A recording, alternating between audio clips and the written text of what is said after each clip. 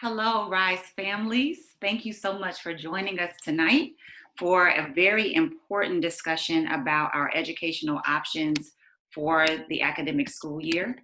We are excited to have some amazing and dynamic experts in their fields or people who are practitioners in their fields who will be sharing pertinent information to help us make informed decisions. I think it's critical that we understand all of the information, all of the options that are available to us so that we can make decisions out of with information rather than out of fear. And so I want to introduce these dynamic panelists tonight. First, we have an epidemiologist, which is extremely important to have insight from, who will be sharing some facts about COVID-19, how it can be transmitted, and some things that are currently being done to prevent its spread. Please welcome Ms. Charisma Atkins to our discussion.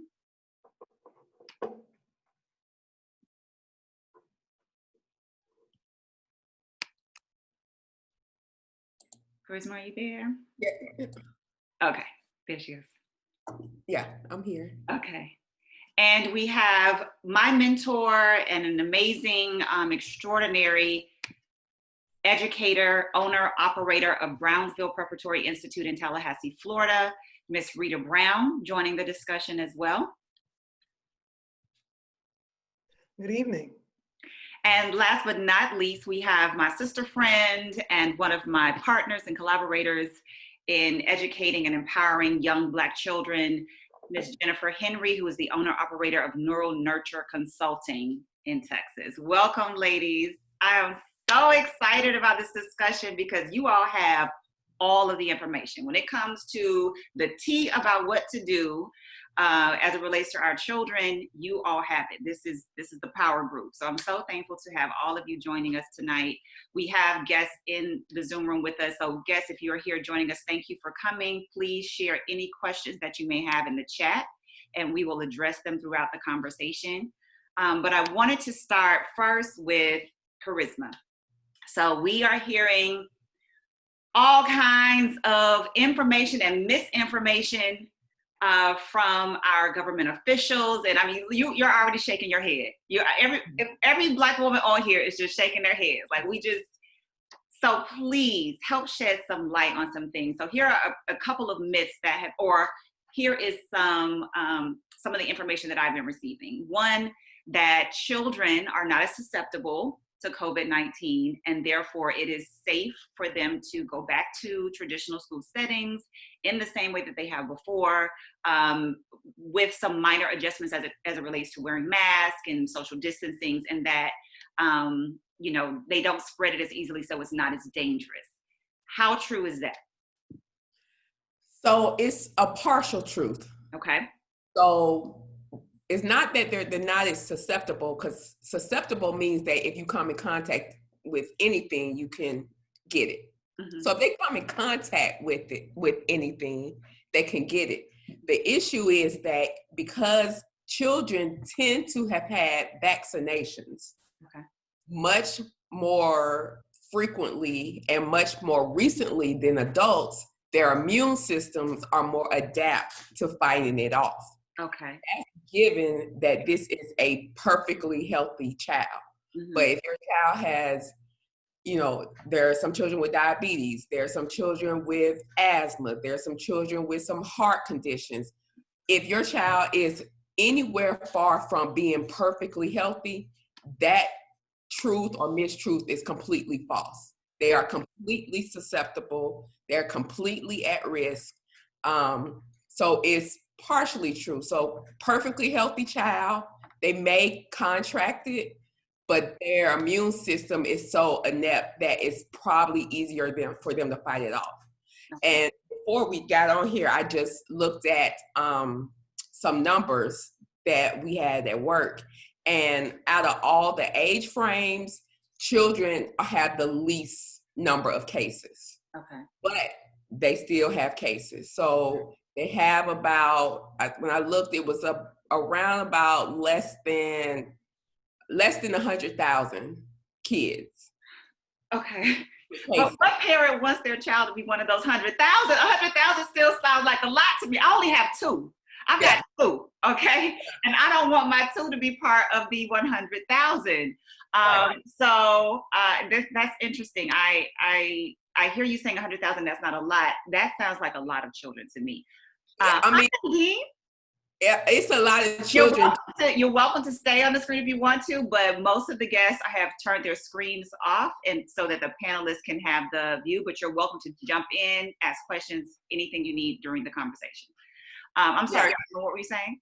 So 100,000 is a lot of children, but when you compare it to the other age groups, it's not a lot. So like working adults, which we all are, would be the ages between 35 and 59, have the highest. They have about, out of all the cases, about 900,000 cases. Okay. Children have about 100,000, and then the seniors 60 plus have about 700,000, somewhere around there.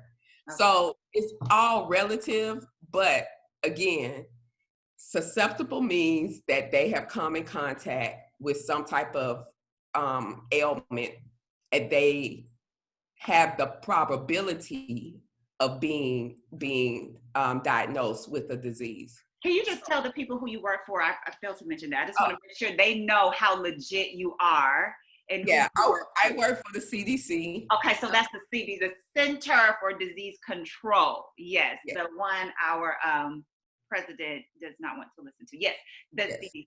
Okay, so then with that understanding, what is the feasibility of that increasing when children go back to school? Like, are we looking at the reason why that's so low relatively is because they haven't been out as much and some of us have been social distancing, but will that rapidly increase if they go back to school? What's the probability of that?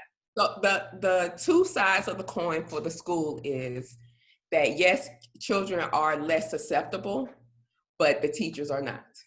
So if a child is a carrier and is asymptomatic and they are perfectly healthy and they are willing to, and they have the capabilities of fighting it off because they have a good immune system, the teacher more often than not is going to have a comorbidity disease, whether that be heart disease, some types of forms of cancers that teachers can work with, diabetes, lupus, a whole barrage of other illnesses that come as you grow in age. Right. That puts the teacher and the administrators at risk. Right. So the child will be okay, but the teacher around all the children all day long, every day, will not be okay.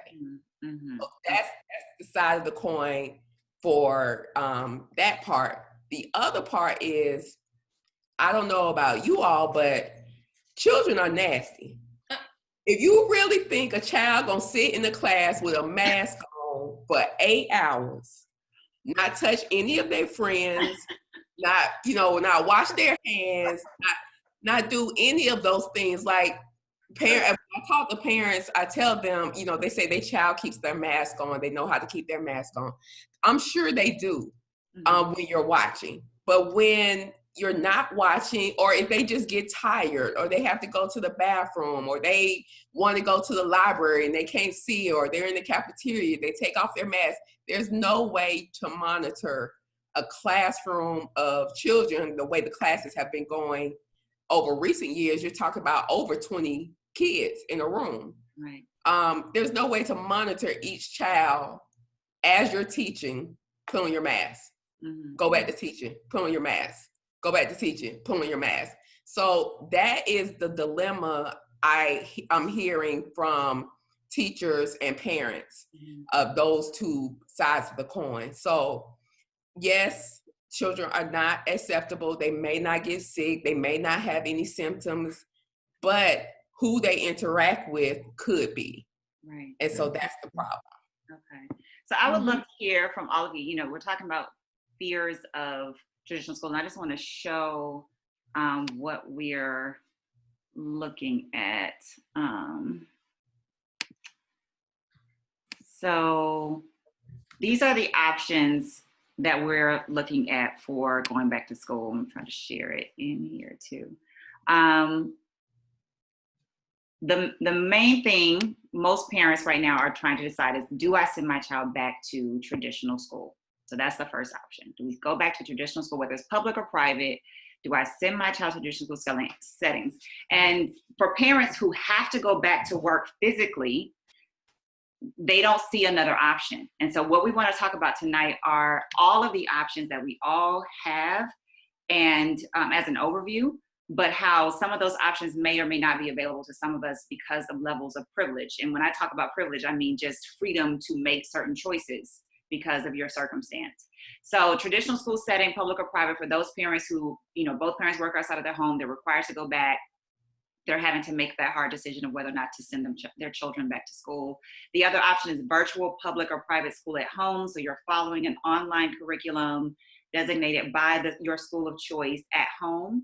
Another one is having a full-time teacher hired in your home. And I know some families that do that, hire them in the home. And another, I'm trying to go back here. Some people are chiming in here at the same time. Homeschool, which is now, we're going to talk about, Jennifer and I are going to really delve into understanding the difference between homeschool versus crisis schooling, which is what we've been doing, and micro school formation. So in talking about those, when we're talking about traditional school setting, and we can hear from some of the parents as well to share what their concerns are, what are the major risks and rewards, and all of you can chime in here, of going back to traditional school setting? What are the risks?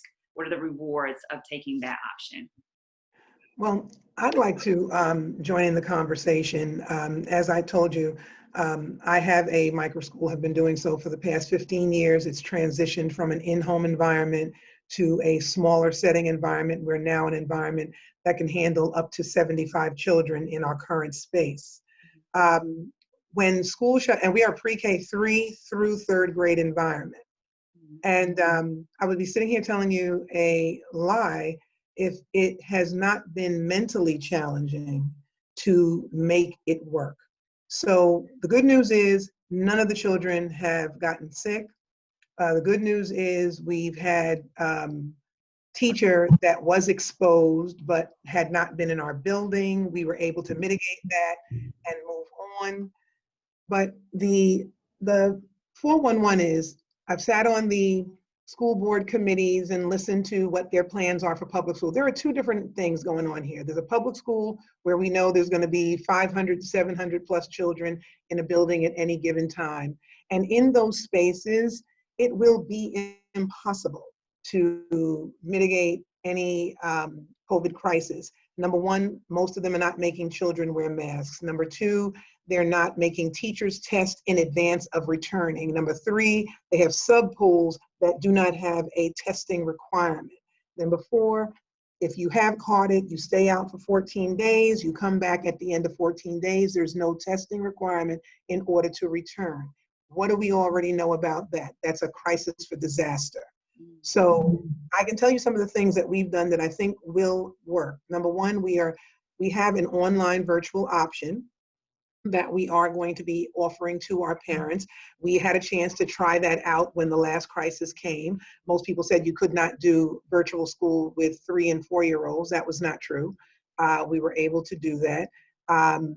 We had Zoom meetings with those children as well as the older children. What we've done now to up the ante on what we did last time we had to figure it out. It wasn't a plan. It wasn't something that you knew you were going to have to do. So we did the best we could given what we were given, and that turned out okay. But I must also say that that turned out okay because our environment, we had 3-year-old readers. So we did not have the lagging children when that happened.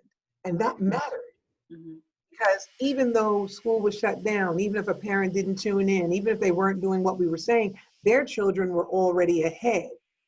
The biggest crisis that we face here is in our communities where our children who do not have access, who do not have the ability to have someone come into the home, whose parents do have to work and they have to go to school. Let's couple that with the fact that technology divide is real, and that's going to affect those children as well. They have already done studies where they would show that only 50% of the children or less even engaged in the virtual option. So right off the bat, we're in that place. Today, as we were planning on how we were going to do it, offering the virtual, the state of Florida has decided that there's something called voluntary pre-kindergarten. And that's where they supplement 4-year-old parents to be able to send them to places. Well, when this hit the last time, they continued paying. So that was fine because they paid the supplement, the parents continued paying, and we did what we did. This time, on the front end of it, they're now saying that if schools are open, your certificate will not be valid unless your child is front facing. So that's not just for the voluntary pre-kindergarten, that's also for the school readiness, which are the parents who only get that subsidy because they qualify economically.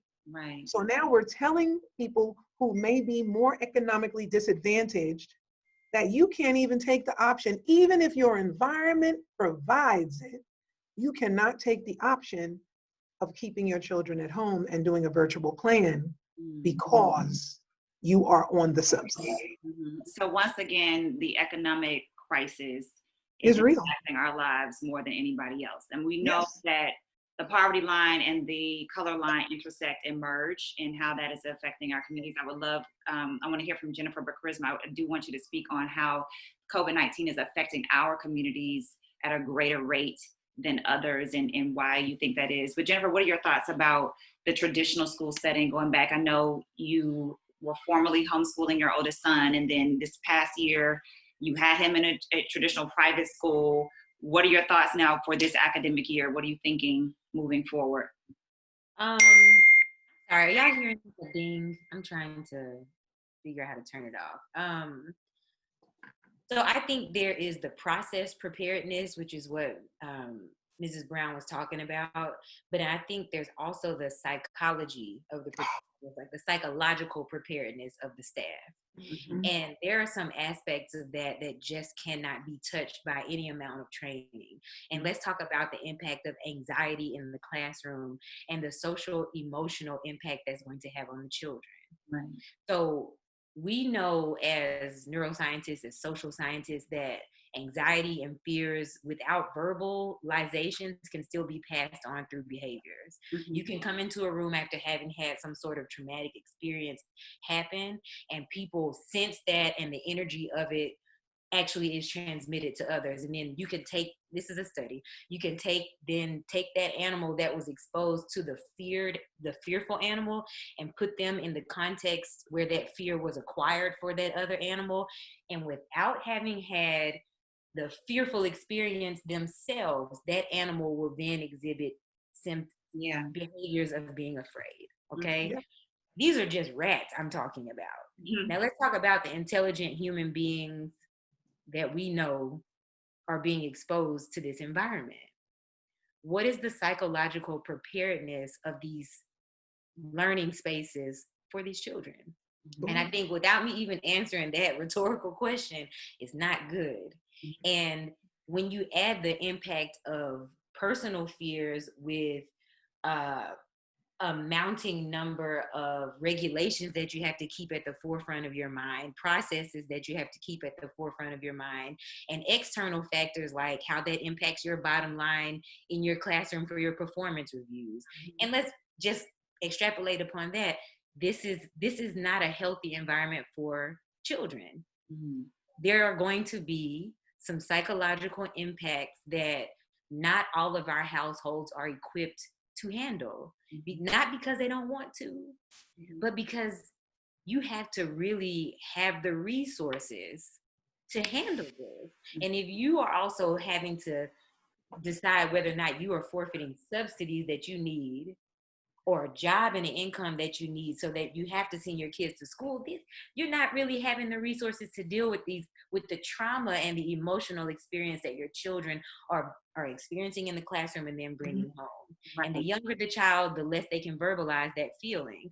So if you ask me, that's my answer to the question. There are two sides of it. There's the process, which it sounds like Mrs. Brown's school is way on top of and above what's being asked. But then there's also the psychology, which we're individuals. How much can you control that? Right. Right. And the trauma part, I definitely want to come back and touch on that, because there's so many, like we talk about two sides of the coin, but then each side has another side, has another. It's almost like the paper dolls when you pull apart. It's so, because there's also the trauma of being withdrawn from social settings that you have adapted to and been a part of. A lot of my clients, their students, their children are really suffering from just the withdrawal of not being around their peers. The virtual stimulation has not been enough. And so a lot of my parents are concerned and considering sending them back to school just so they can be around their friends. Yeah. And, you know, we have to also help them understand that that still won't look the same. So that transition, even if they're going back to school, it won't be the same engagement that they have. We will not have what we had as normalcy for quite some time. So whatever they are remembering and fondly being nostalgic about, it does not exist right now. It will not exist for quite some time. But I do want to pivot back, Charisma. So let's talk real numbers and real understanding about how this is affecting our community more, and how, I mean, as Malcolm X said, you know, America catches the cold, we catch the flu. It's almost pneumonia, and now literally COVID-19. So how are we dealing with this, handling this? Why are we more, some people think we're more susceptible. I don't think that is the fact, but why are we getting this more and suffering more and dying at higher rates than everybody else? So it's not us individually that's getting this more, it's our environments that get it more.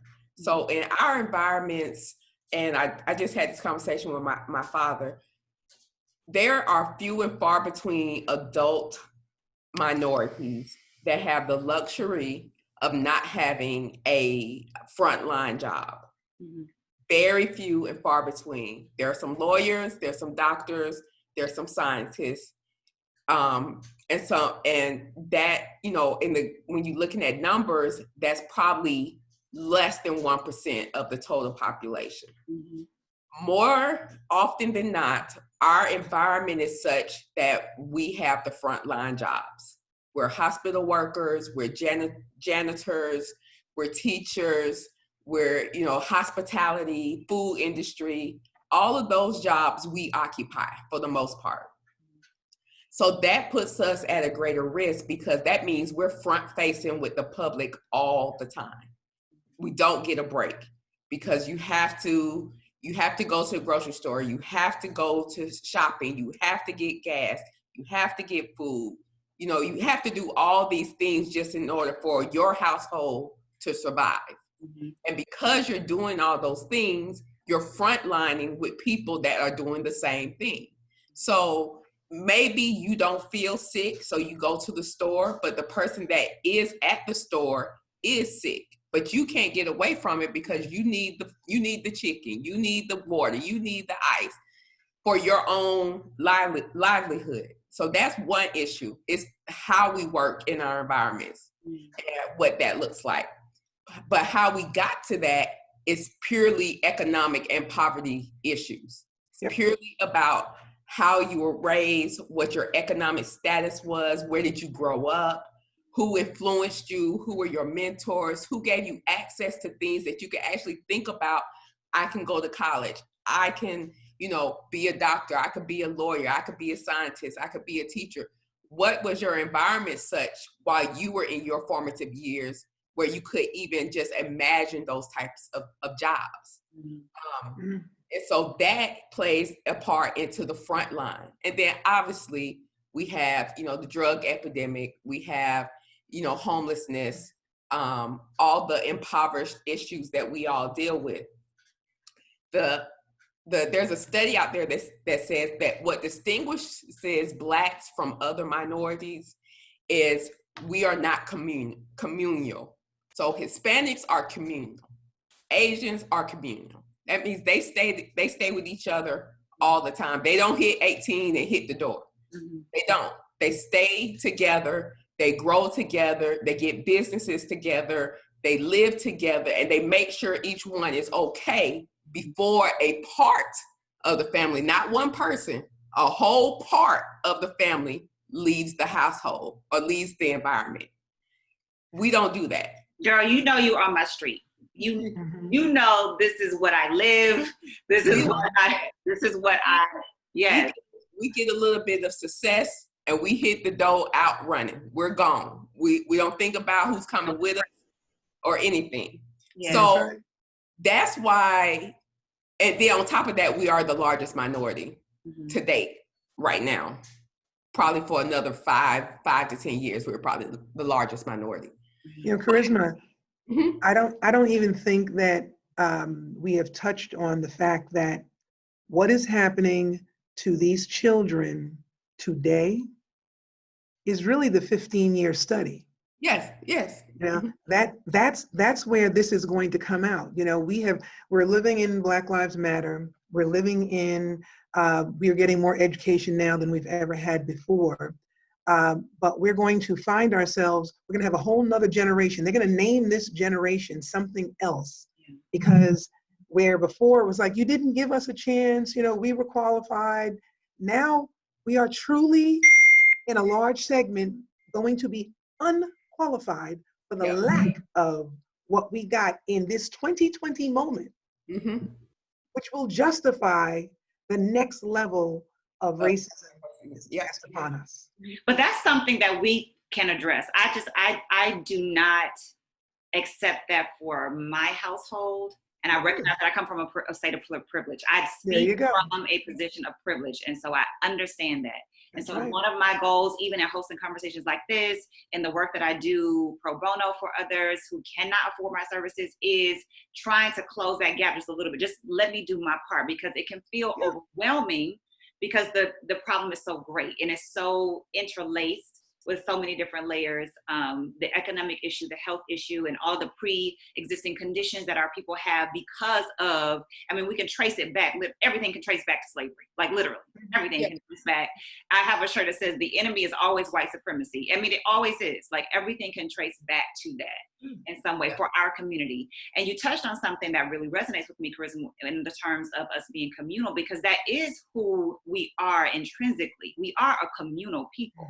That is what we had established even right after the end of slavery, during Jim Crow. Like, we were coming together, we were teaching our own, with the limited education that we had, we were teaching our own children and our neighbors' children and everyone else, because we wanted to be a part of this growing population of success. And so we understand that it's possible, but it does require community. It does require support. And so I do want to kind of give some hope for those who are just kind of lost, like, okay, what do I do then? If I don't want to send my children to school, they're not going to have the same experience they had before anyway, so it won't be pleasant, but I have to go back to work. You know, so the other options that we can talk about with those families are, you know, the virtual option and having someone come in. Again, there's risk and reward with all of it. So if you're sending them out to school, we're going to say that's a much higher risk, you know, of exposure, because they're around more children, they're around more teachers, and we already said children are nasty. And no matter how old they are, we already said, we already know children are nasty. So, you know, we understand that that's a great risk, but there are some who have had to make that hard decision that they just have to go back to school. Another option is, we've talked about the online virtual school, and you can do that, partner with other families that are doing that part of being communal. So if there is a parent that is staying home, allowing their child to use the online version, and your child is near the same age, they're taking the same courses, why not do that together? Give them a little stipend, a barter, something, have them kind of help them out, you know, through that process. And then we talked about, we're going to talk about micro schools, which Ms. Brown, you just realized that you actually have. I didn't know you didn't have that. Well, one of the things that we will be offering through RISE is micro school licensing through the RISE curriculum, where we want one educator. It could be a parent, or it could just be someone with no kids. That's even better, actually, because then they don't have the stress of their own children to care for. But it could be any educator, and we will train you throughout the academic year on the curriculum, on what to teach, how to execute it in your home with a blended classroom of 10 or less students. So yes, there is some risk still, but significantly less than going to a traditional large public school setting. And then the other option is a micro school that's already established, like Brownsville in Tallahassee. And micro school simply means 150 students or less in a smaller environment. So Ms. Brown, if you could just tell us some of the things that you have had to do to transition, your school, and some of the things that you met when you first opened this summer, and now what you're doing to mitigate some things as you move into the fall. Absolutely. So a lot of the questions that parents have is, I'm afraid to send my children to an environment. Well, we, number one, have a 10 or less class size rule that we work with. To mitigate things, we of course require that our teachers get COVID tested right before school opened. We require that our teachers all wear face shields and masks in the classroom with the children. We require that the children wear masks. And I heard somebody say something about, oh my God, they'll never wear masks. Well, honestly, in my heart, I believed it as my mouth was saying, this is what we're going to do. But to my very happy thought, children actually like to wear masks when other children are wearing masks. So they are very compliant. Even 3-year-olds, I mean, it amazes me that we have cameras in all of the classrooms, and I look in all the time just to see what does this look like. And the little children, I encourage the parents to get them cute masks. Don't get them, these plain boring ones. Get them some, and the children actually now respond to each other on that. They don't take them off as much as you would think. You see them pulling on them. We do not allow our children to, our teachers, to eat with the children, because the children are able to take their masks off and eat, but we want the teachers keeping their masks on while the teachers are eating. That's different, because that was also part of an activity where they got a chance to talk and have conversation and things of that nature, where some children don't get a table seated moment with people to talk while they're eating. So as we were doing everything parents are not allowed in the building at all. And that was really hard for parents, because now you had new enrollees. What parent allows their child to go to an environment that they have not physically walked through and seen themselves? Mm-hmm. So we did a virtual tour so that it could at least see the environment. We've done group Zoom meetings like this so that they can talk and we can communicate with them and they can ask questions. But even with all that, we check them in outside. We do thermometer checks in the morning. We do thermometer checks 2 times through the day also, because parents give children Tylenol so they can drop them off. Oh, Lord. And we know that the Tylenol wears out. And the little child said, my mommy gave me medicine this morning. But we do the multiple thermometer checks, not only of the children, of the teachers as well. And doing all of it. We have the desk set up outside with a big screen so that we have the social distancing spaces, so the parents come line up and drop them off and come in one way, go out another way. We've done all of those things, but it did not mitigate the fact that we had a teacher who contacted COVID. And we don't know whether or not she contacted COVID before she was in our building last, or did she contact it, because she was gone for about 4 or 5 days after her last point in the building and didn't develop symptoms until maybe 5 days later. She was gone for a weekend. So wonderful for her. She sent us a picture of her thermometer at 5 o'clock in the morning, and we immediately was like, stay away. But then our protocol went into play. And that protocol was, of course, contact all of the children and the parents in the building, let the parents of the children in that classroom know that we would recommend that they get checked. We also do, what do you call it? Oh my goodness, I just lost my thought. That was an age moment probably. No, but moment. Everything is a COVID moment right now. Exactly. Yeah, I'm gonna give COVID that moment. Forget the name of my own children sometimes. I'm like, number 1, number 2. Exactly. You know who you are. Yeah. Yeah. But we also, so we did all of those things that would have said this wouldn't have happened. We, like I said, we called the parents. We allowed them to, know what was going on. The parents told us they were so appreciative of how transparent we were, because guess what? As a business, you don't even want to say that it potentially came so close. Mm-hmm.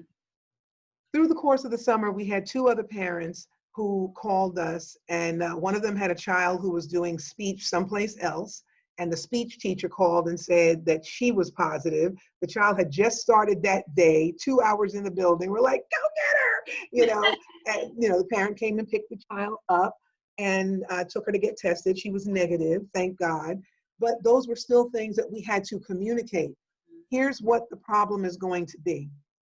This is turning into an economic, a social, and a mental health crisis. Yeah. And that is real. And everyone's is. saying this is not a judgment zone, but it is a judgment zone, because what I did potentially could have upended everything that we've been working for. Mm-hmm. But I had to do the right thing. Mm-hmm. I venture to say that is not going to be the case in most of these environments. Mm-hmm. And that's where the problem begins, whether you're big or whether you're small. Yeah. So, yeah, and then, most of them just can't. I mean, you are very fortunate where you can downsize and still function. You can offer multiple options. right, But most small businesses, micro schools cannot do that. right. Which is why I'm trying to help parent educators do that. So Vanessa asked the question about, we're going to talk about micro schools in a minute, but to simply answer your question, if they are of school age, typically across the country, 6 years and up, then no, you can have 10 or less in your home without certain restrictions. If they are pre-K to age 6, then you would have to follow the parameters of what's considered a home daycare, and those are specific to your state and your district. So you would have to find those things out. But those are things that we help guide you through our micro school licensing process. Okay. We got these babies. We don't know, parents are still like, I think the mental health, we're not thinking about ourselves too, because I go through days where and I know that my kids are going to be homeschooled. My kids have been homeschooled. This particular part is not new for them, but they're still affected because they cannot do their extracurricular activities. They cannot engage with their friends. I mean, it feels like end of days. Like every day they ask me, is today the day when the world opens up? And so it still does affect them too.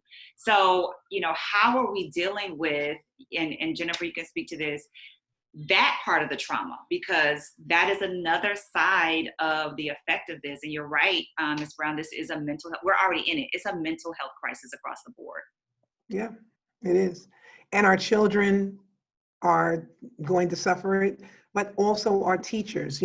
When that other child came, when the parent called and said that that was the case, I had just sent them back to get tested again. Mm. The results came in on a Friday, and on the Monday, the parent called and said that the teacher, the speech teacher, was near the child, and we had to do this all over again. One of my teachers, she just broke down and cried. She was just crying uncontrollably, and she's like, I don't know what to do. I've got to, and this is a woman who has to work. Mm-hmm. And she's like, I don't know what I'm going to do. I might have to pull out. I might, and you could see the trauma, mm-hmm. On her, and this has happened. We have staff members who don't do the outside things they used to do. And the only people they see are now this small cohort of coworkers. And I'm feeling like the big bad wolf saying, can you please not socialize outside the building? Mm-hmm. Can you please, because in the building you have your mask, and you please don't go to the restaurants, and and I don't have that right, and that's not fair or anything else. But what do we know? We know that if they socialize too much amongst themselves, it can literally wipe out the whole teaching staff. Right. So, Charisma, can you help me understand why it takes 11 days to get the results back from the COVID test? I don't know. So I've heard different time frames. So my parents got it and it came back in 3 days. But then I have some coworkers that said it took them 7-8 days. So I don't know what the difference is with the test. Yeah. The difference is labs. So I'm sorry for interrupting you. It's labs. For example, FAMU has had a testing center set up, for quite a while now. And at one point, it was taking forever, over a week. What I heard and I saw turn real was the labs that they were sending these specimens to were not able to keep up with the volume. They got another lab on board, and that cut the time. Mm-hmm. Yeah. And basically it's processing. And this is the same thing that's happening with our hospitals. Like, you know, one of the main reasons, and Charisma, you can correct me if I'm wrong, was not so much the population, you know, of COVID cases, but that hospitals could not take care of the number of patients. And one of the things that one of my medical practitioners was sharing with me, her fear in theory was that because there is a plan of care now for adults, because we've been dealing with this for a number of months, there is now a care plan. So you're seeing, even if you're seeing a rise in cases, you're seeing a decrease or a plateau in deaths because they have a care plan now. People are coming in a lot sooner. It's taken more seriously. They're not being dismissed and sent home as much now for adults, but there is no care plan for children. So we don't know if there's anything different. And so her theory was, in order to fully understand and develop a vaccine, we need to understand their care plan for children as well. And so it's almost like sacrificial lambs. I mean, I don't want to create that fear, but like we need to see what will happen with children if they contract it so we can develop a care plan to then develop the vaccine. And that to me just, I'm like, what? So vaccine discovery is just multi-dimensional and it's multi-complex. In an ideal world, I would like for us to volunteer for vaccine trials, but for me, this is just not the one. Like this one is not the one we want to go in and say we need more minority involvement in. But we do, in order for it to see how it works on minorities, we need minorities to volunteer for the trials. But I mean, politically, this is not the administration to do that. So it's like a catch-22. Well, why would you say that? I don't like this whole week has just been a headache. It's a huge headache. Mm-hmm. And I wake up in the morning with one thing, I go to sleep in the afternoon with something else. So the leadership that has happened through this whole ordeal has just been astronomically just a mind problem. Yeah. I'll just say Yeah. mind problem, but you know what I'm trying to say. Yeah. It's horrific. It's no way to put it. Nobody has ever seen anything like this before, ever. And I talked to older people that were around during Reagan. Not even during HIV was it like this. Never. The height of HIV, it was not like this. It was not like this. Yeah. I was there. And I think, you know, and Black people, rightfully so, are extremely skeptical of anything that says test, because we all know about Tuskegee. So we're not, and that Tuskegee is just the most prominent one, but there are several other where we recognize that we are not the ones that want to be the lab rats in any way. Because that goes, and not only Tuskegee, there are, it's innumerable. I mean, yeah, like so many that you haven't even heard of, like that it just keeps coming. So for minorities, Hispanics as well, because what they worry about, and which is what happened today, is they worry about ICE. So what happened today was the administration took the hospital data, which typically comes to the CDC. Yep. Took that hospital data. That data is now being pushed to the White House in the same format as with the contractors that work ICE. Mm-hmm. So which means when illegals go into these hospitals and they're diagnosed with COVID, and there's already a law to say if you do not have a visa and you are here illegally and you have a disease, you have to leave immediately. No lawsuit, no court, no nothing. Yeah. So now with them taking the data from the hospitals and intertwining that with the ICE data, it's all about immigration. Mm-hmm. They put up a ploy for the immigration. Last week, he backed down on the college students, but today he upped the ICE recommendations and the ICE guidelines. So it's just distractions all around. and you can't really get what the real reason or the real cause is or what the real problem is, because it's so many little problems that keep popping up. Yeah. Yeah. So Yeah. Okay. So I think one of the things that I always say to people is you have to look at the history of the foundation and the history around the context around how something was developed. The public school system was never developed to serve, respond to anything like this. And we won't even talk about That's right. what the purpose of the public school system was. But at this point, what we know as a community is that the public school system is putting our children at a much greater risk. We already knew about the prison to pipeline thing, but now it's putting our children at a much greater risk for health issues, for psychological issues, and for things that we won't really truly know the full fallout for until they are adults. And That's then right. we have that crisis to deal with in our community all by ourselves, and they will figure out how to criminalize that as well. Mm-hmm.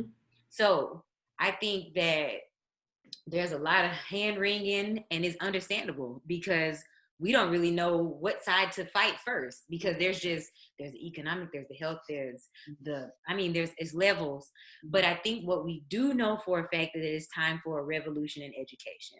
Right. Yes. Why we are in this conversation, because it is time for a revolution in education, and every revolution requires massive sacrifices from the community. And those that have it to sacrifice the most are the ones that are going to have to also step up and say, I am going to sacrifice, and this is what I'm going to do in order to serve those that are the least of us. Right. In a biblical sense. Girl, So, you preach it. So Well, you know, what you just said, Jennifer, is clear to what I did. I'm an immunosuppressed person. So my son donated a kidney to me about 7 years ago, which made me then reflect. My school used to be on the other side of town, not for any other reason but it was one of my parents that actually allowed me to utilize her building because she didn't want to travel as far as she was traveling to get to me. So she literally gave me a building.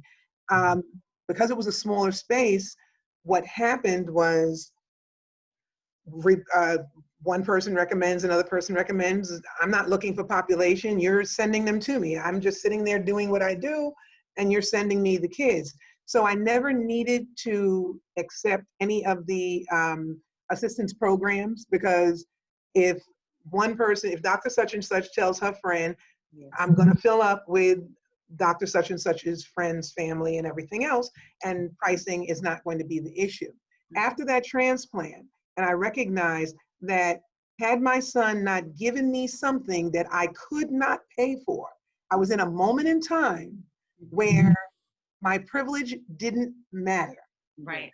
And someone had to do something for me that I could not do for myself. At the end of that transition, I told my daughter, I said, I'm going to move to the South Side. Mm-hmm. And everyone was like, the South Side? So of course my privileged parents were like, yeah. And I took it upon myself to say, guess what? I may lose a few, but I'm going to the South Side. Know what the people are. Yes. That's the population that needs me. They're the ones that can't do this on their own.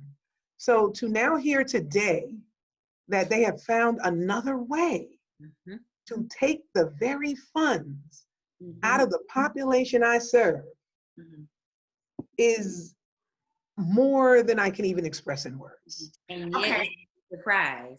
So, and yet it's not a surprise. No, it's not surprising at all. So let's talk about what we can do, because I do believe in Umoja. I do believe in Ujima, collective work and responsibility. I do believe all of the solutions that we need are within us, are right in front of us. And so, and understanding that, what RISE aims to do is to educate parents or educators on how best to teach their children through an African-centered curriculum. So we offer that already for homeschooling parents. We're moving to offer licensing for the microschooling. And what that simply means is we will guide you on-the-job training and how to teach not only your child, but 10 or less other children in your area. And go find those children who cannot afford, whose parents cannot afford the privilege you may have of one parent being able to stay at home. Like, this is where we can take responsibility and be my sister and brother's keeper of taking those children, if you're willing to take that risk, because it is still a risk. So, you know, we're not taking liability for that. Jennifer and I, we were talking before this, like we want to make it clear we cannot be liable for any risk that you may put yourself in by taking in those other children, but that is a lesser risk than sending them to a traditional school. So let's talk briefly about the difference between homeschooling versus microschooling, because now these are new terminologies that have been put out there. For those of us who have been homeschooling for years, when we saw parents saying that they were homeschooling now at the beginning of COVID, a lot of us were like cringing, like, no, you're not homeschooling. Just because they are doing homework at home and schoolwork at home does not mean you're homeschooling. Please don't call it that. Homeschooling got a really bad rep at the beginning of this pandemic. I just want to draw out some key delineating factors between the two. So homeschooling is when you intentionally withdraw your child from the traditional school institutions. You completely withdraw them. You register them with your state as a homeschool student. You choose their curriculum. You choose their learning environment style. That is what RISE assists you with. We help you understand your learning, the learning style of your child. We help you understand the best curriculum that fits that learning style. And you decide, you have complete autonomy of what your children learn and how they learn. Children learn at their own pace. It's not, oh, my child has to know this by 4th grade. My child has to know this by kindergarten. Nope, they learn at their own pace. Ms. Brown has already said she has 3-year-olds that can read. My 16-month-old daughter was reading. My 2-year-old son was reading. So it's not about they have to wait to learn for everybody else. And even those with learning differences and challenges, maybe they're not reading until they're 8. That's the other side of that, and that's okay. They learn what they're able to learn when they're able to learn it. They have that freedom there, and you get support because you cannot do it alone. I don't even do it alone. You get support. I have friends, I have cohorts who are also doing this. We support each other. I support families with the curriculum and consultation because none of us can do this alone. So that's you homeschooling your child in your home. And for many parents, they're just like, I can't do it. I see them enough. I have seen them too much for the past few months. I cannot do it. I hear you. I hear you. But somebody in your community wants to. Somebody in your community is an educator by heart, is willing to. There's a teacher who does not want to go back to school. Let's employ them ourselves. Get 10 families and employ that teacher to educate your children through a micro school in their home. And the micro school is when you also still withdraw your child and you either enroll them in a micro school that's established like Brownsville, or you hire someone to teach school-age children in a facility or in their home, and you govern how that's operated. RISE will offer support in terms of curriculum development. Ms. Brown can offer support in terms of academic development as well as business structure and development. Jennifer offers support as it relates to pedagogy and how to actually teach the children, but we offer that support to you in those ways. The student population in your home needs to be 10 or less. That's my personal recommendation. 10 or less, blended classroom, but a micro school in general is one with 150 students or less. That's a building outside of your home, a facility. And at this rate, it probably needs to be half that, 75 or less, I would recommend, where the classroom sizes. And I would love, Ms. Brown, when I stop sharing the screen, I want you to show your classroom so they can see some of the things that you've done. So here are some real life options that you have outside of just going to traditional school. So find those people. And I'm going to go to the chat for a second, but Ms. Brown, if you could just give a tour of your classroom and some of the things that you've done to address the issue and mitigate some of the concerns that parents have had. Sure. So this classroom that we're about to, okay, listen, I don't know. I'm not the best at this. So I'm not turning up. Oh, I'll do it this way. Okay. So this classroom that you're seeing, I'll start over here. Well, it was what was behind me. You know, we've got your traditional calendars. We teach the children, you know, sign languages that we've made up for them to ask for their basic things like pencils and water and restrooms so that everyone's not screaming all over the place. We have classroom rules. Can you see the rules? Mm-hmm. Classroom rules that they have to learn how to follow directions, push quickly, raise your hands for permission to speak. Oh, the 5th rule, we love that the best. Like you can see it, make your dear teacher happy. But as you can, this is a 3-year-old class. Oh, you. Letters, counting by 2s, 5s, 10s. And a lot of this is not beginning, but as the year wears on, they have been looking at this stuff all the way through, learning the denominations of coins and the solar system. Teacher has a desk, but the teacher does not sit at her desk. The teacher only sits at her desk if it's a nap time or she has to get something. So this classroom originally held 10 children. We are now making this classroom, as you can see from the desk here, there's 2 packets of work on there. We've taken and put all the children's items in one container. They're not sharing the public containers anymore. A table over here. I don't know if you can see it. Are you looking at the camera or are you looking at the Lysol and the spray bottles and everything? We're looking at the spray bottles. Okay, so I really just wanted to see how you were distancing the children, like with those tables. So even the size of this classroom is very large. And so right now it's going to house 6 kids. Okay. Exactly. And one big thing that was very, very helpful was the carpet squares right here.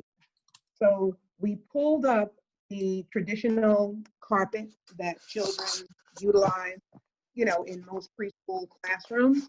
And we got carpet squares. And the reason that we got those carpet squares is because children like ownership. So everyone has their own carpet square, and that gives the teacher the ability to push the tables back, clear the floor, carpet squares where she wants, so that even if they're not sitting at their tables, because these are 3-year-old children, they need to move.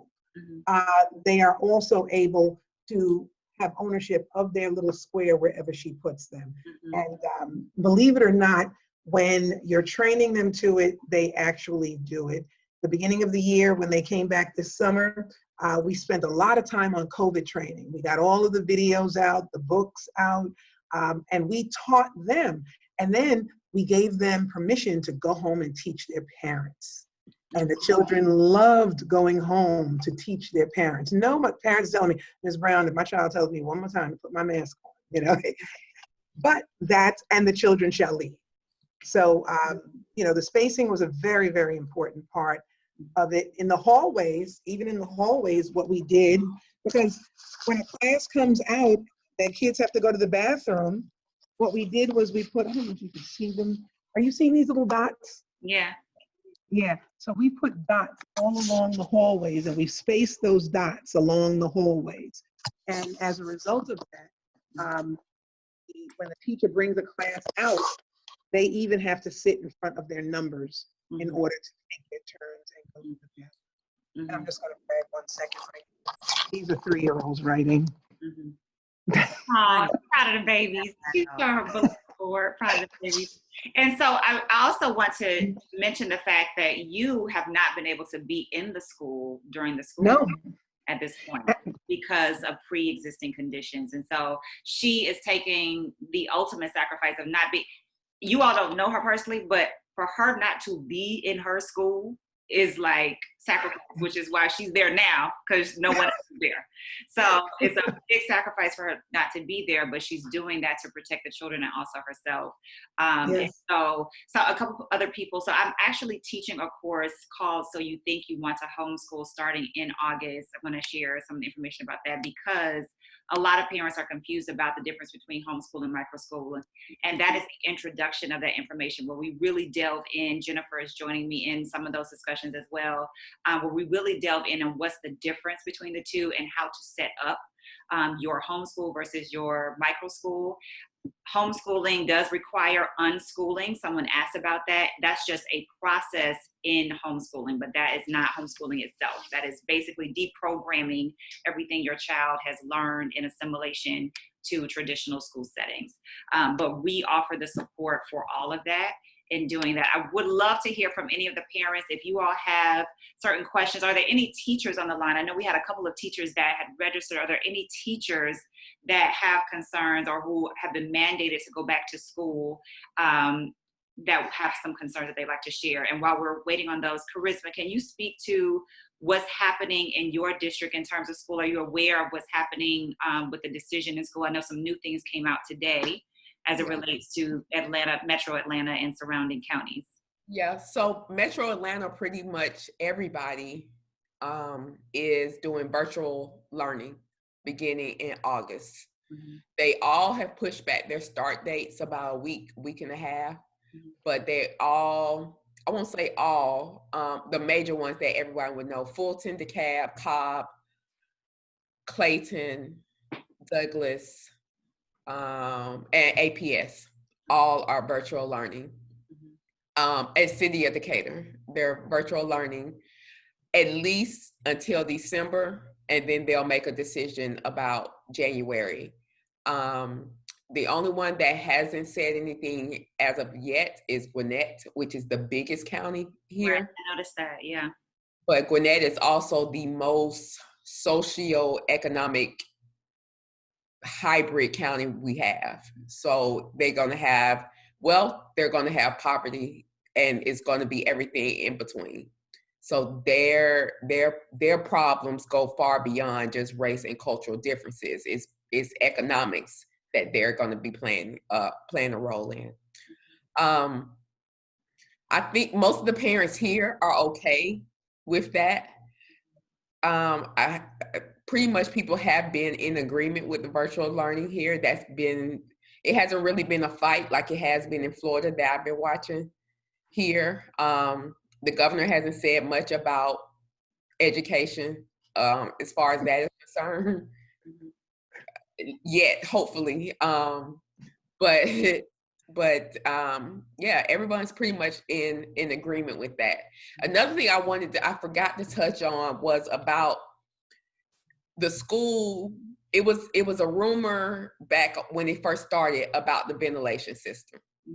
So now we do know that one of the recommendations, and it's not a mandatory recommendation, but it is a proposed guideline, is to, thoroughly clean the school with commercial grade cleaners. But also there is a cleaning of the ventilation. That will cost a lot of money for some of these schools, right, especially some of the private schools. So that's why it's not mandatory as part of the mandatory list of recommendations, but it is preferred that you clean the ventilation system, because we do know now that particulates from the air and droplets from the air can be transposed through the ventilation system, especially if you've had any type of breathing issues in the school, lack of heat, lack of air conditioning, anything like that could harm someone that has a respiratory issue.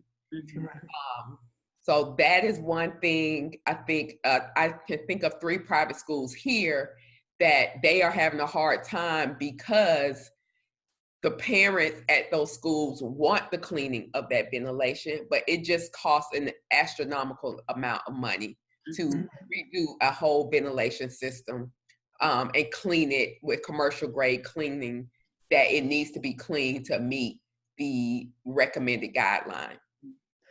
What we've done at our school, so when that possible that we had, I also called in a company that does sanitizing, and they come in with the foggers and they go all over the classroom, spraying everything on the floors, walls, under the chairs, everywhere.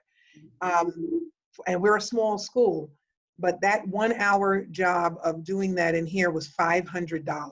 Yeah. What we did was we took pictures of the equipment and the sanitizers. And we spent the good money. It was a little bit more than 500 when we were all said and done. But we said to ourselves, we know this is going to be something that needs to be done. One of the things that he did do, and my son-in-law actually, watched him do it, he went over to all of the intake vents and kept the thing spraying at the intake vents. And that was something, when you mentioned that, I was like, okay, that's why they did that, because it would have killed everything around the intake vent, and whatever the suction did, it would have pulled it into the system. So I would recommend were those small schools that you knew of, or were those? Yeah, they were small schools. I would recommend that they now go ahead and do their homework on getting their own system and, you know, paying somebody to do, because now we do it multiple times a week, because it's not just about COVID. Because when a child gets a cold, we're sending them home.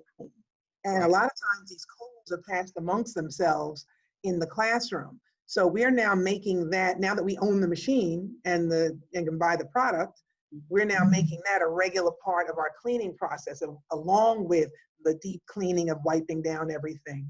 And the thing is, we know a lot of the larger schools are not able to make this step. One of the things that I know I want to touch on tonight, and I want to be mindful of the hour because I know parents will still have to work tomorrow, but I do not want to overlook the fact that we are in this crisis, the COVID-19 crisis, along with the crisis of fighting for our lives once again, along with the crisis of having a very overt white supremacist in the White House. I mean, he's obviously not the first white supremacist in the White House, but he's a very overt one, very, you know, I mean, since the beginning, this is just crazy. The dog whistles are now bullhorns at this point. And I want to just implore parents to understand what that all could mean for their families. And that is the importance of recognizing that we have an opportunity here too, to completely buck the system. I see a lot of parents from the poll are choosing virtual school, and I assume that means the virtual school that is being offered by their traditional public school or private school, which more often than not is Eurocentric. So your children are still being indoctrinated into a Eurocentric system, just doing it at home. And I want to encourage parents to just think about, now that we have this opportunity, the whole world has been sat down. Think about the possibility of doing something different and shaking that up a bit, and actually teaching your children who they are and why they're here, so that they can understand the importance of learning the academics. Support Black-owned micro schools like Brownsville. Support Afrocentric curricula like RISE. Support Afrocentered neurological support like NeuroNurture.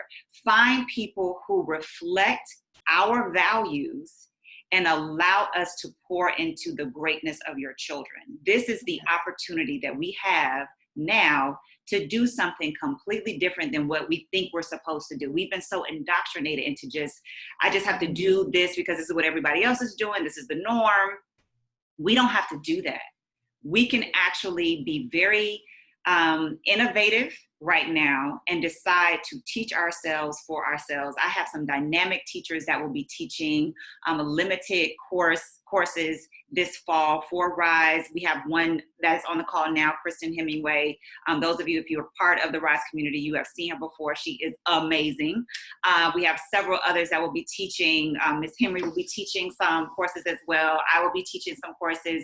We will be doing our part to offer ourselves to your children, so that at least even on a supplemental front, you can have someone that reflects your values and that is teaching your children how to be holistically well in this pandemic. So it's not enough. These kids are not going to care about A plus B equals C and what that means if they are stressed, if they are not being seen and reflected, if their trauma is not being recognized and related to, and we have to honor that with our kids. And we have an opportunity now that we have never had before, where we can completely buck the system and create our own. And that is what we are encouraging and striving parents to at least consider, to doing something different. And I want to just close out, if all of you could just close out, when I did the poll, what we have now is 7% are considering going back to traditional school, 59% are considering virtual school, 26% homeschooling alone, 19% a homeschool co-op, and 19% a micro school. As we end, I want all of you to just share your closing thoughts on what you think this pandemic means as it relates to our kids, and what recommendation you would offer, insightful recommendation based on your experience. And I'm going to share that screen one more time about the course that's coming up for parents to be able to have. You can also visit raisingemhotep.com for all of the information about this. And if you join the RISE Educational Village Facebook group, this video will be there as well as resources as well. So we can start with you, Charisma, your thoughts about this pandemic and its effects on education for our people, and what you would recommend, just based on your personal experience.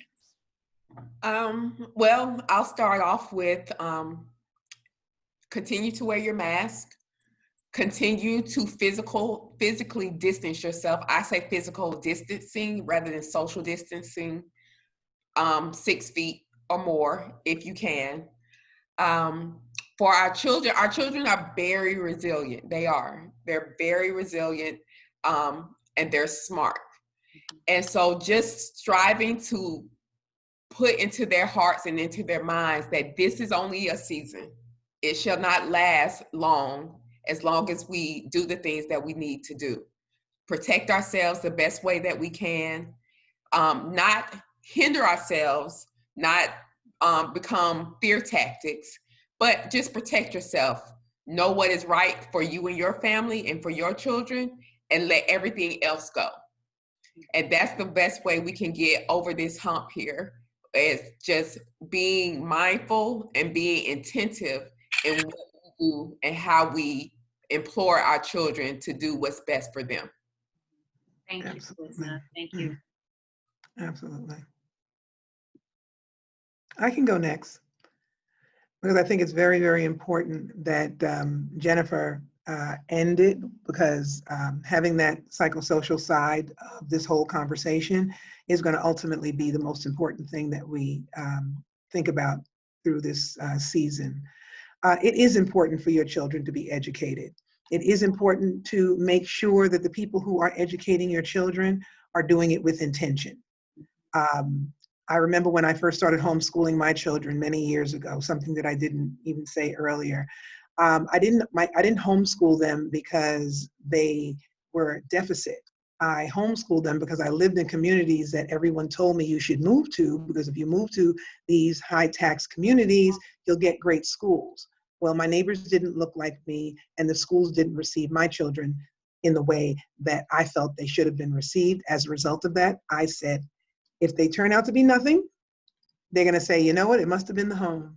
And if they turn out to be something, they're going to say it's because they lived in our amazing communities. So I decided to take it on myself. And as the mother of 3 children, one of them a PhD, the other one investment banker, the other one he's not an investment banker, he's a venture capitalist, and the other one an engineer.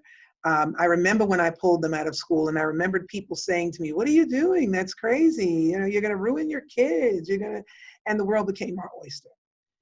And it turned out just fine.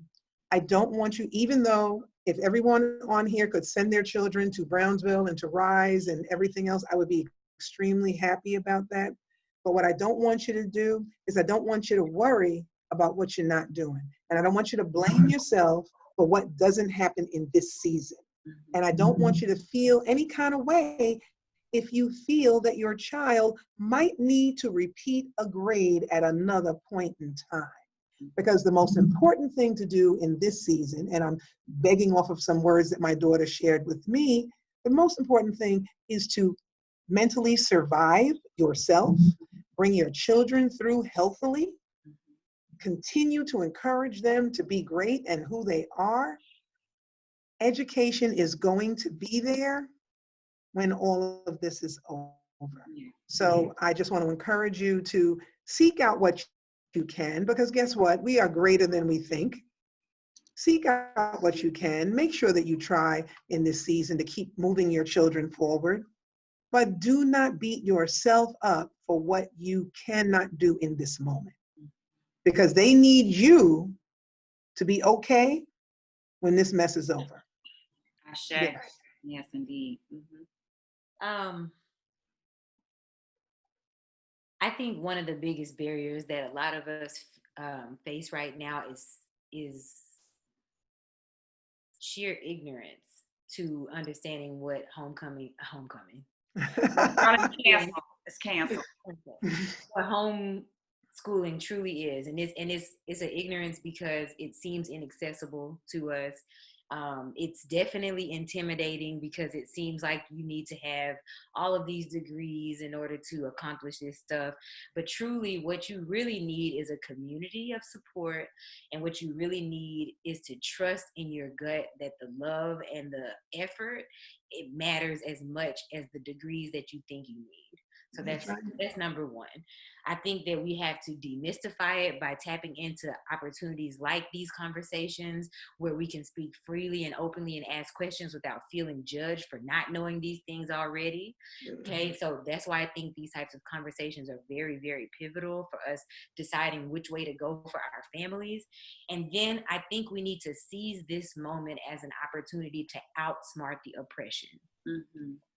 There is just so many ways that we have been boxed into these ideas that education looks a certain way, and that privilege means education for some looks a certain way, when truly it is being resourceful that can give us the same access to those privileged educations.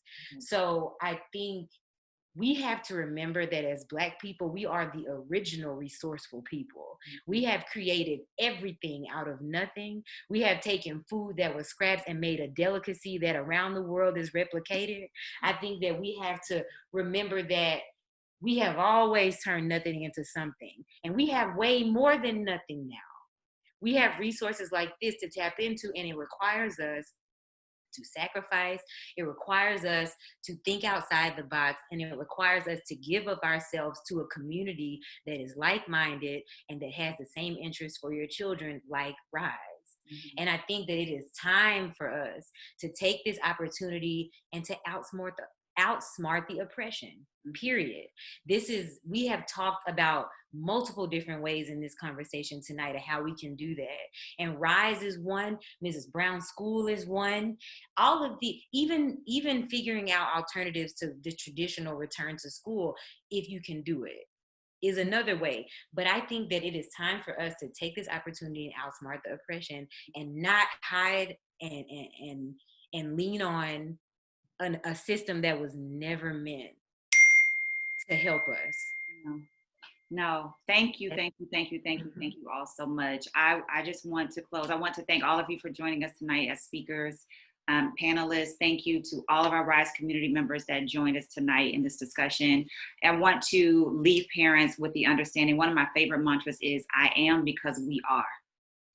And when you understand that everything that I am as an individual is because of who we are as a collective, you understand that you cannot be conquered, not even by this.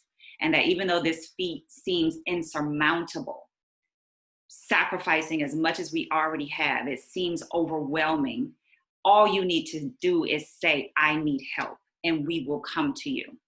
We understand what this is like because we're all in this situation together. We have been in situations like this before where we have not had resources, and we can call on each other to be resources for ourselves. So remember that because I am, we are. And when you understand that, you know that you are enough.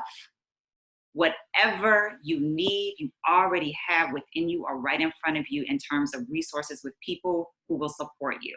So call upon those resources, call upon the ancestors who will be guides, call upon whoever you call on as your creator and your higher power, and recognize that you are not alone in this, and that we can be supportive of one another and actually rise above to outsmart the oppressor. I also want to, in terms of our children, one of the things that drives me in teaching my children, and one of the reasons that I began homeschooling them in the first place, is because I wanted them to be able to tell positive stories about their childhood. And so when you're engaging with them, they're not going to remember that my mom, made me learn science, in third grade. They are going to look back on this time, and you have to ask yourself, what are the stories you want them to tell? Mm-hmm. How will they be whole? How will they be well? And what stories will they tell about this time? Will they tell about your anxiety? Will they tell about you pushing them to finish this virtual curriculum by the deadlines that somebody else has set that doesn't even know your child or how they learn? Will they talk about the stress, or will they talk about the fact that we were free for a brief window of time? And we have freedom in our home, and there was peace even though we had restrictions. So think about the stories you want your children to narrate to their children about this time, and let that be the guiding decisions that you make for them. Thank you all for joining us tonight. Let's continue to rise together. I appreciate all of you. Thank you so much to all of my panelists tonight. I love you all so much. You are so dynamic. Good night to everyone. Get some rest tonight. Good night. Bye-bye. Bye. Oh, that was good. That was. That was good. Thank you all so much. You all are amazing. It was wonderful. I mean, This is Kristen jumping in super quickly. Come You on are in, Kristen. absolutely And you all can phenomenal. turn on your cameras if you want to. You all can come Mhm. in. We're off of the streaming, so if anybody that wants to join for the after party. I'm not turning on this camera, but I love it. You couldn't see me. I'm literally sitting in the dark typing, so you wouldn't be able to see me anyway. But I want to say that this was absolutely phenomenal. You all are true powerhouses. You affirm my constant mantra to people, which is trust Black women. Thank you for your service to our community. Thank you for the constant giving of yourself. And thank you for the overwhelming inspiration that you are for me as I continue to pursue the things I'm pursuing academically right now. You are the reason that I do the work that I do, and I cannot wait to support all that you are doing with everything that I am learning. I love you all so very much. We love you too. Thank you. We love you too. That's one of our teachers, you all. I know you can't see her, but she's dynamic. I look like the girl in the picture. That's me. That's a wonderful picture, Kristen. Thank So you. Rachel is asking the name of school. It is Brownsville Preparatory Institute in Tallahassee, Florida. Yes, we are. We're located in Tallahassee, Florida. If you're familiar with Tallahassee, New Mount Zion AME Church, we rent the whole bottom of New Mount Zion. Wonderful place to be. And as you can see, it's a beautiful building. So we really appreciate them, and they appreciate us. And while we have everybody here, one thing that we didn't have time to touch on, I briefly wanted to say, is those that feel like they don't have the space in their home to actually educate their kids, I want to encourage them to rethink the concept of what children need and to revisit the idea of how we learn. Because the idea that privilege means that I'm privileged. I'm in my homeschool classroom. I have an actual classroom that's solely dedicated to educating my children. But this is because these are things I acquired from the dollar store. These are things that I acquired from garage sales. These are things that I picked up off of trash heaps, no joke.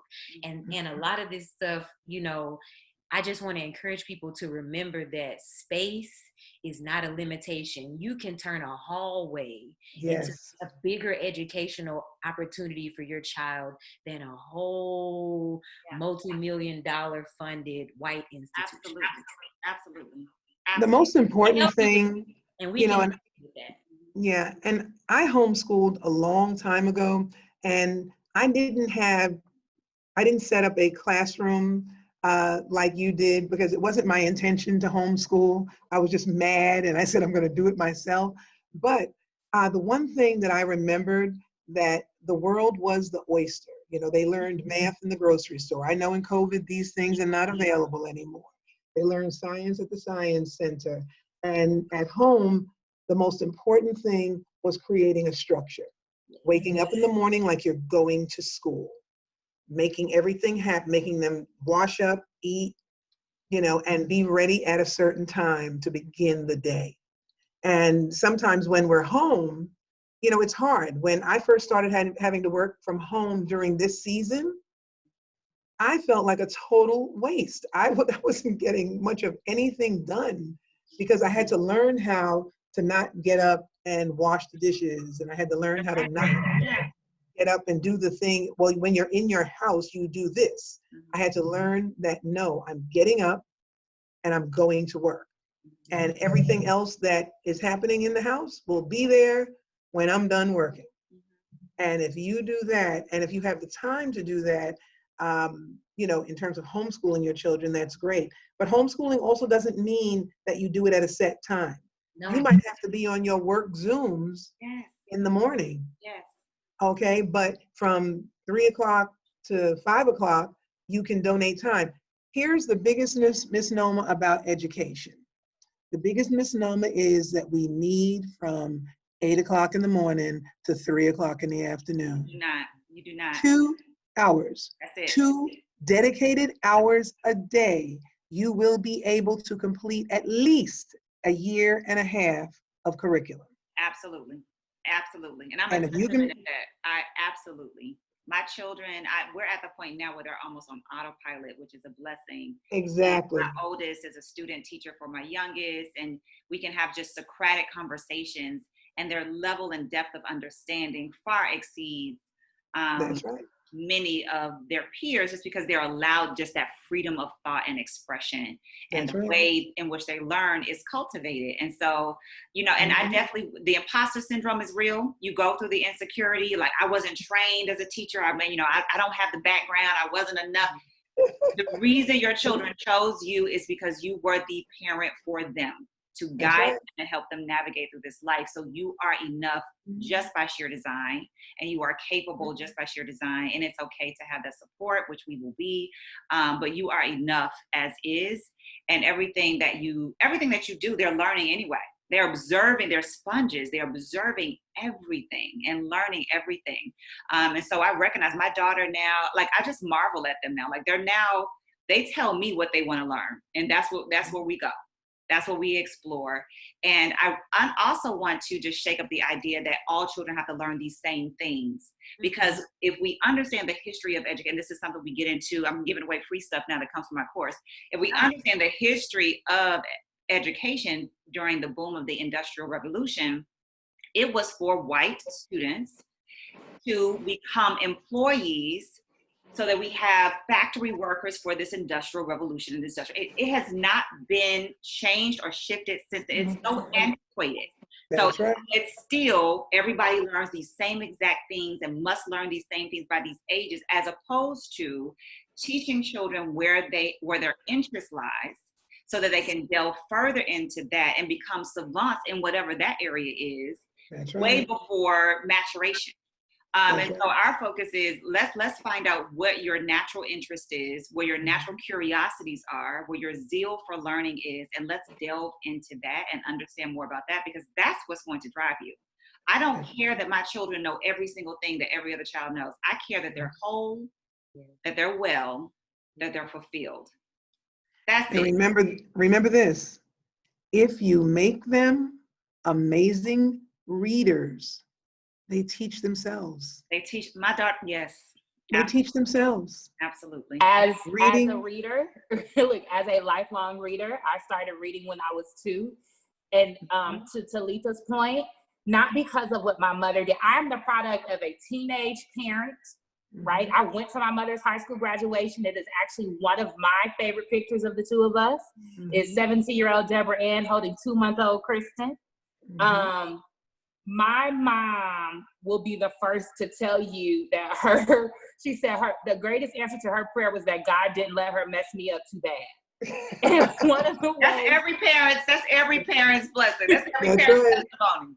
But what my mother did, what I will always give her credit for, I'm a naturally curious person, she always indulged my desire to learn. Whatever it was I wanted to learn. That's what she gave me. And as a result, she has a world traveling, curriculum building, community oriented, woman who is invested in changing the world. Like she told me, anybody out here who Black with a Black mama, my Black mama the other day said, you know what, I can admit to at certain points doubting you, but I have to also admit how much you impress me. And that's winning. That's winning. Listen, I impressed my Black mama. And this is the woman who also, because of how she raised me, we butted heads so much.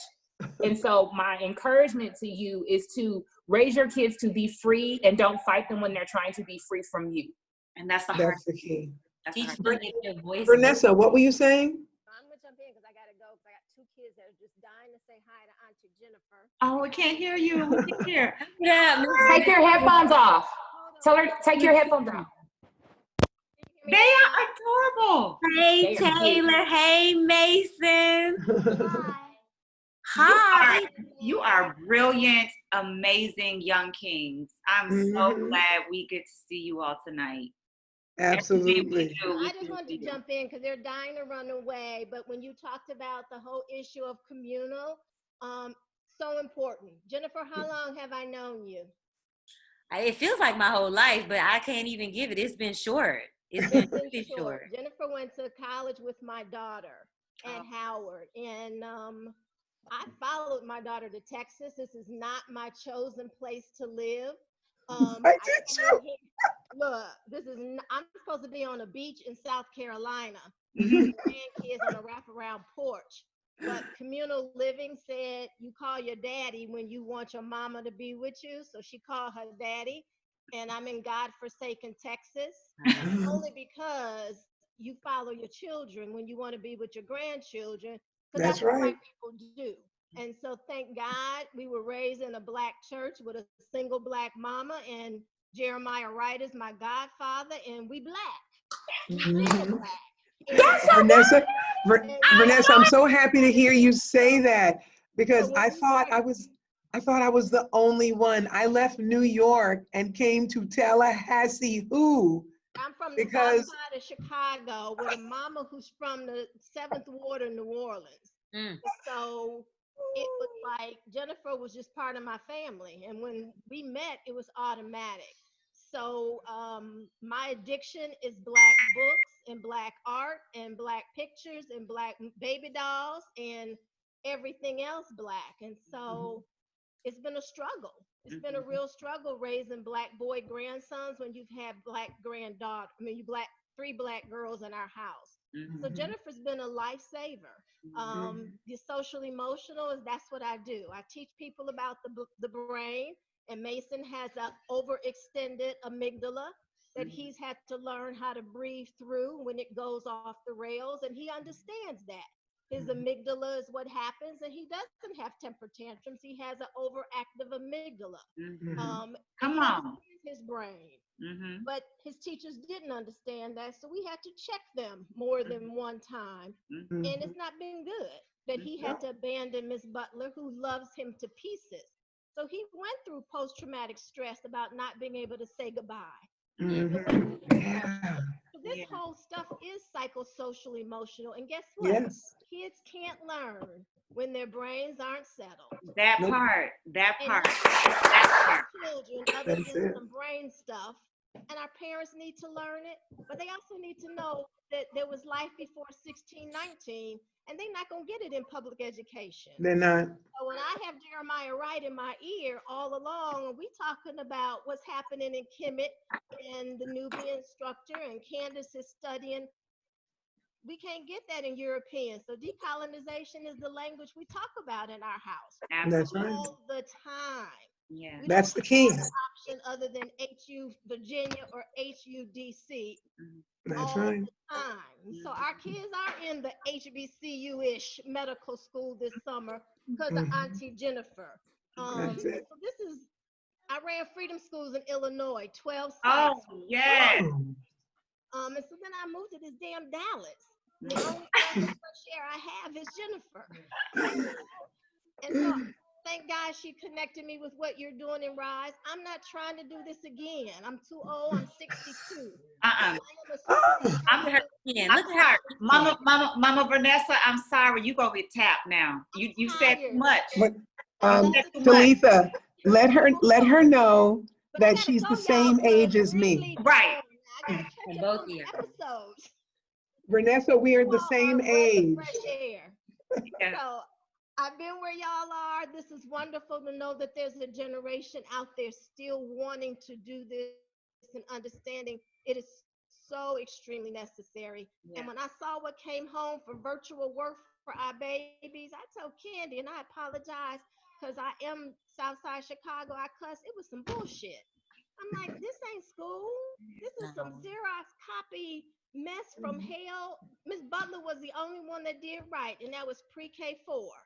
Third grade was horrible, and she was a Black teacher. I was appalled at what she got to send home for Taylor. I'm like, But the thing we have to remember is that a lot of these teachers are trying to justify their income to a system that does not want to support them any further and has already been defunding through the last 6 weeks of school. Yeah. That's all it was.